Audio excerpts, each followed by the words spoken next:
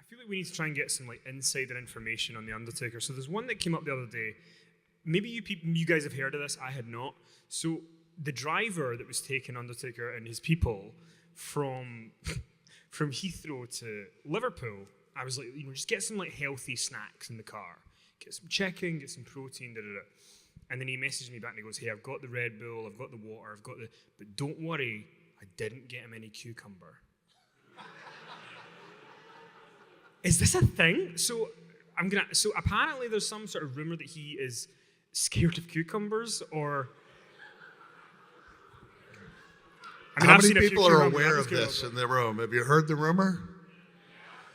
I know this is supposed to be an original show, and it's not like I should be quoting other wrestlers, but when it comes to that rumor, it's true. It's damn true.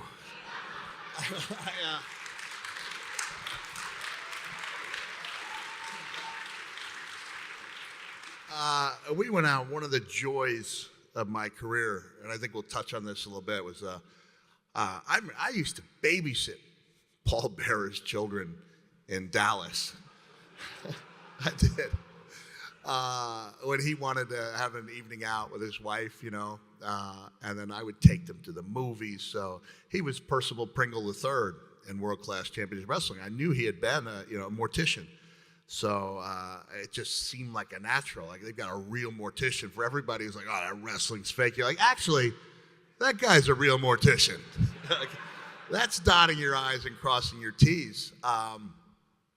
When Paul Bearer turned on The Undertaker in August of '96, we were really off to the races. We always had this great chemistry and camaraderie, but then one particular evening, Paul wasn't talking, and I didn't know what was wrong. He just had his mouth closed. I had no idea what he was doing. I didn't know why his mouth was closed.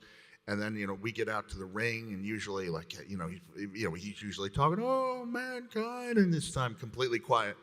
But that gong would go off, and every single night, I touched on this in my Hall of Fame induction, if there's not something special about wrestling The Undertaker, you're in the wrong line of business, And so I'm being paid to work with this guy where every night that gong would go off, Paul Bearer would roll up his shirt sleeves and he would show me that the hairs on his arm were standing on end, I've got some pretty naturally hairy forearms anyway, but they'd be standing on end, And so he shows me the shirt sleeves, right? I show him my goosebumps.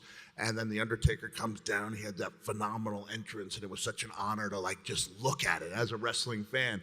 I'm watching that entrance from the best seat in the house every night. The Undertaker gets up there, and he turns on the lights, and the powers that only he has. He steps into the ring, and Paul Bearer opens his mouth to reveal a slice of cucumber on his tongue.